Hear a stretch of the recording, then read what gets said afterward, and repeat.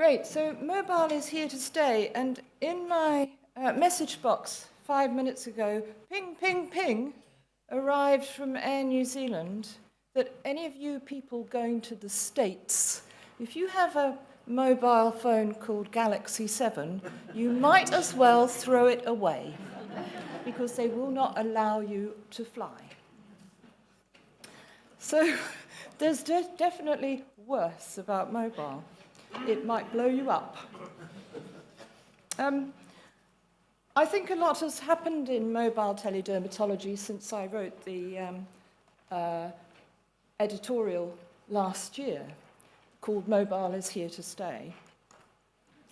For example, if I go outside my front door, I can chase a Pokemon. Now, it is normal, apparently, to chase Pokemons, and we've already seen pictures of people wandering around with their mobiles. But actually what's normal is to show your institution, and this is Waikato Hospital. And I'll be talking about how mobile is used at Waikato Hospital for teledermatology. So I learnt that Pokemon Go might be the fastest growing unintentional health app. And this relates to the fact that people walk and actually talk to each other. Extraordinary. Relevant conflicts are as stated. It is my intention to give you a short history of mobile, tell you how I use it, some benefits and limitations. So early mobile phones were bricks, and here's a series of them. They got smaller and smaller and smaller, and now they're getting bigger again. Very interesting. So did you know that the first mobile camera is only 16 years old? What a huge change in the world over that short period of time. Does anyone in this room not have a mobile camera? No one holds up their hands. It's amazing.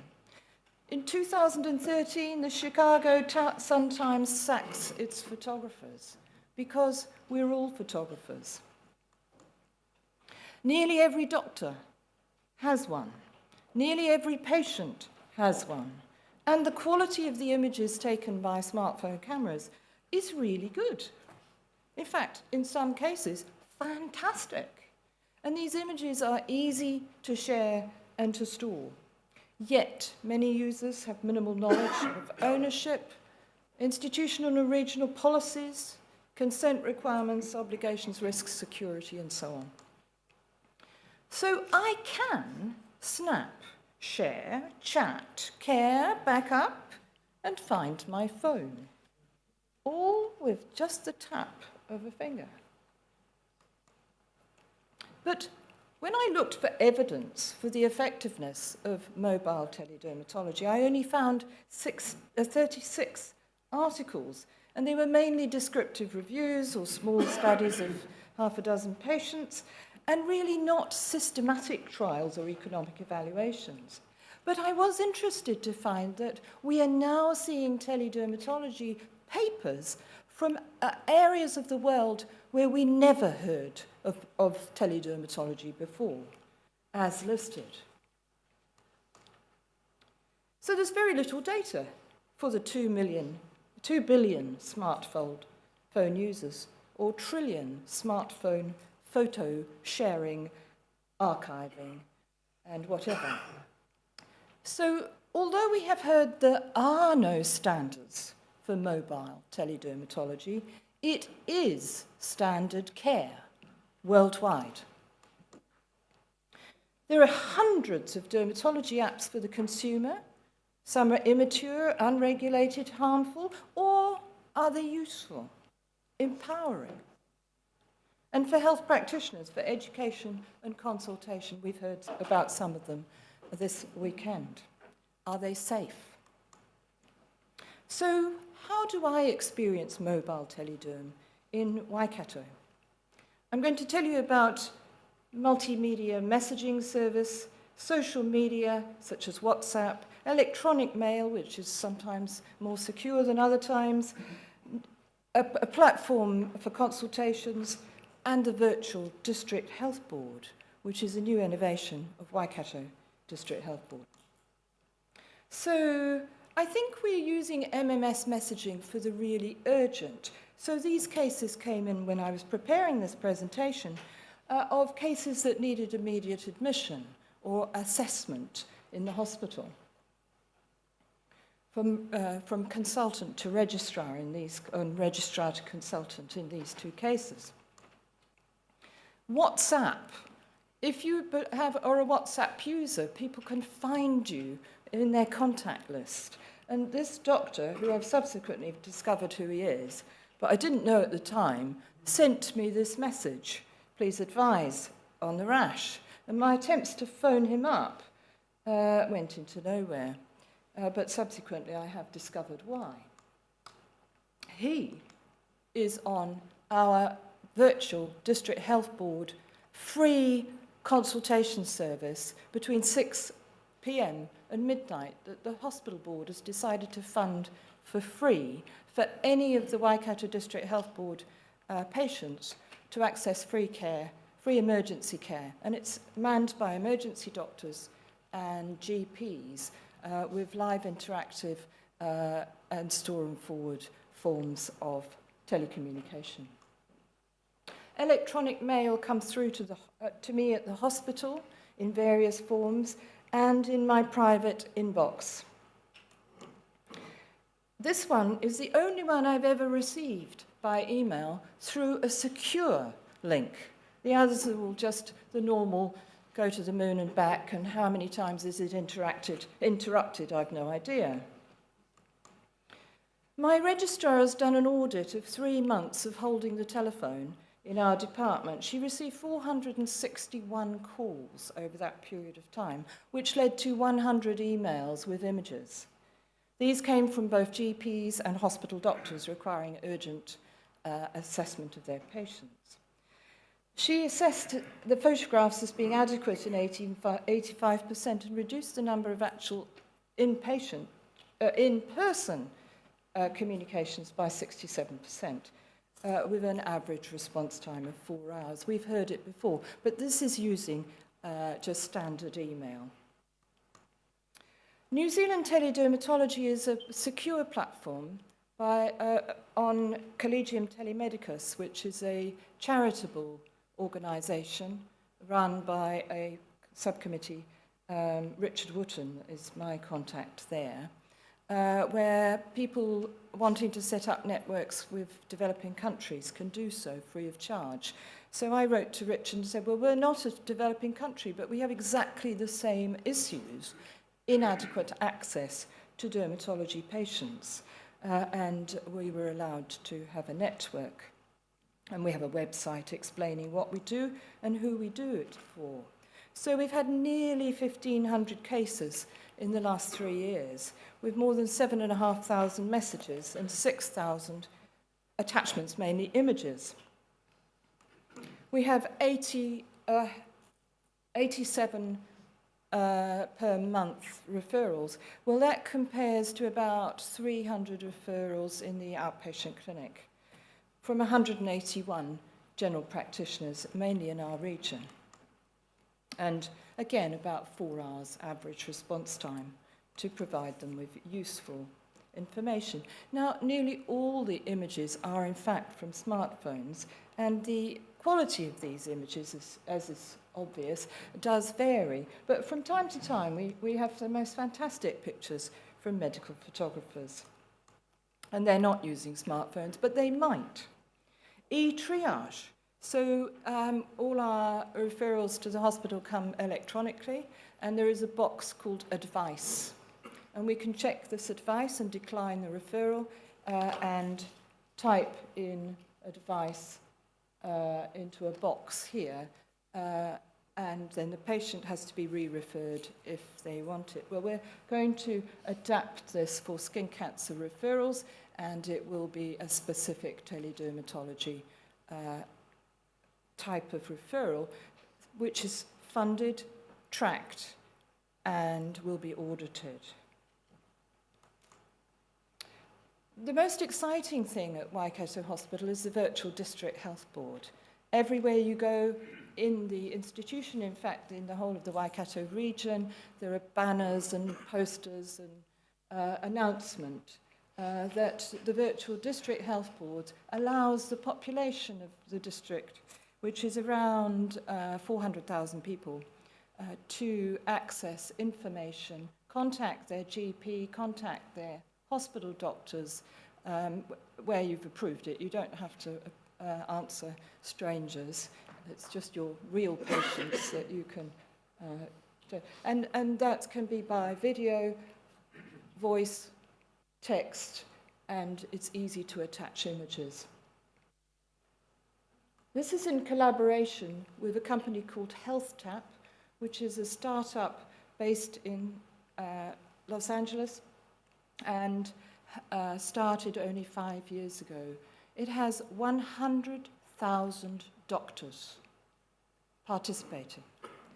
The Waikato doctors have a sort of subset of HealthTap, especially for us, so that if our patients wanted a consultation, it's free, whereas if you want a consultation through HealthTap, you must pay to obtain a personal consultation, yet there are more than 3 billion answers to questions. So if a patient types in, what's the treatment for acne, the algorithm will find out other similar questions and doctors' answers to those questions. And this is anticipated to reduce unnecessary appointments to general practice. It's anticipated to reduce unnecessary referrals, and we'll see. It is heavily invested in by my district health board and being audited and so on, but it's brand new. So you can read more about it by looking on our website, which is Waikato District Health, waikatodhb.health.nz. And there's pages on what the doctors need to know and what the patients need to know. And we also are now introducing non-doctor health professionals to the app as well. And this is available on mobile or desktop or tablet. So you can have questions and answers, inbox consultations, live consultations, curbside consultations, that's doctor to doctor. Peer review, which results in credits with the AMA, and grand rounds. And what's amazing is it's integrated with our electronic health record. So if I do a consultation and I retain a SOAP note, subjective objective assessment plan, that is recorded not only in my hospital's notes under the progress notes electronic record, but it's also recorded in the general practitioners automatically with no effort from me. And integrated prescribing and blood tests are on the way. It's amazing what's happened in such a short period of time. So this is examples of the sort of questions that get answered, and if you think that a question is answered well by another doctor, you like it, which means that question moves up. Similarly, your own consultations are liked or not, move down. So you have to be quite brave to take part in this, and some of our doctors don't like it at all. So, you know, this is a typical sort of consultation. This is a happy patient who saw me in a normal consultation in clinic, and she's just texting me basically to say, hey, your treatment worked, and that she didn't need to come for her next outpatient appointment, which was great because we could give that to somebody else. And this is what the SOAP note looks like, and when you save it, that goes to the records. So there's the patient, there's the doctor using mobile phones to communicate. I can do this work anywhere in the world. I haven't done it while I've been here because I've switched off, but I could. And Here's with another patient who lives an hour and a half's drive away. He's got heart failure, he can't drive, his family can't bring him, so his consultation is very easy over HealthTap. At a normal consultation appointment, this is just replacing a normal appointment in outpatients, so instead of the face-to-face, it's done over HealthTap. And these are some of the curbside consults. So a doctor, a GP, for example, wants a quick answer to a question. And they find this absolutely instant because I actually get an instant message, which I can ignore. I have to answer it within 24 hours, else bells and whistles start upsetting me. But you can switch them off, actually. It's quite clever. And some of the pictures are absolutely amazing from people who've never even taken a photo before, and some of them, of course, are complete and utter awful.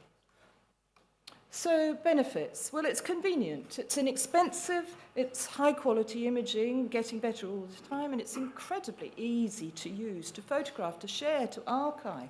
You can back up automatically, and it can be made secure if you use Touch ID, if you use an 8-character screensaver, if you encrypt your data. But not everybody does that. The patient may refuse to be photographed, and we know that only a small percentage of patients have actually given informed consent, whether verbal or written, for such consultations, and they don't understand them anyway. There's lack of documentation of such consent. They don't know about where the images are. Who knows? They're somewhere in the ether. And what on earth are they being used for? So photographers are untrained and the pictures are poor, but they are getting better all the time. 50% of users of smartphones do not have a screen access code. So let's do a poll. Who doesn't have a screen access code on their smartphone? Nobody's brave enough to, or one or two. Let's fix that. I'm sure your 10-year-old grandchild will tell you how to do it. Personal health data is unprotected and widely dispersed, and of course that's illegal. My teledermatology stuff is all illegal. But what do? You carry on. Inadequate or absent archiving. So that means that we're not identifying who the patient is. But actually, if we do identify who the patient is, we're not allowed to do that, so there's a degree of immaturity regarding the rules for this. And of course, most people's smartphone images are a complete confusion of clinical and personal. So yes, our institution, like many others, has a policy. Written authority of the patient required. Clinical images must be stored in a central repository. But these are impossible to ensure happen. Patient consent form. We know that from a couple of studies that have recently been published and are about to be published, that less than 10% of dermatologists get written consent for their patients when they photograph their skin lesions. So just think about that.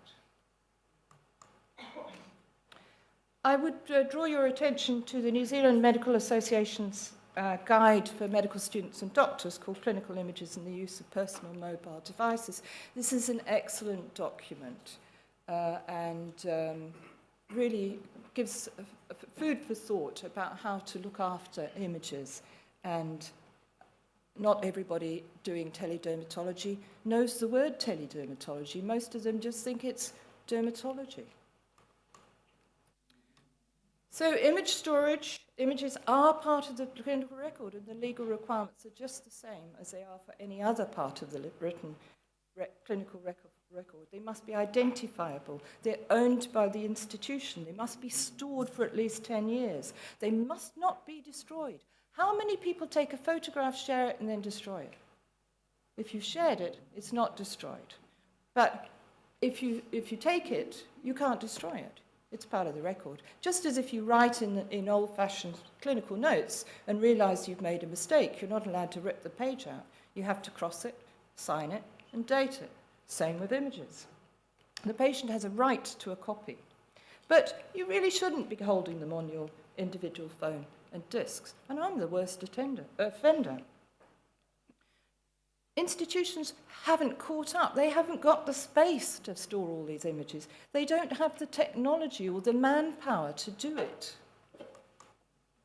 So our hospital has got a make-do thing called SharePoint for our medical image archive. It's got about 50% of the archive in it, and the last 12 months are not included. So this is the institution's response to the idea. Of course, it set up a committee to evaluate image storage. And a note that I was invited to the inaugural meeting, and then my invitation was cancelled. And they said, "Oh, we're not ready for you yet, Dr. Oakley." And I was sent a couple of documents to peruse, and it doesn't even mention dermatology on this huge document of where images come from and what happens and how we're going to retrieve them and the safety and the security. And I'll leave you with the last one.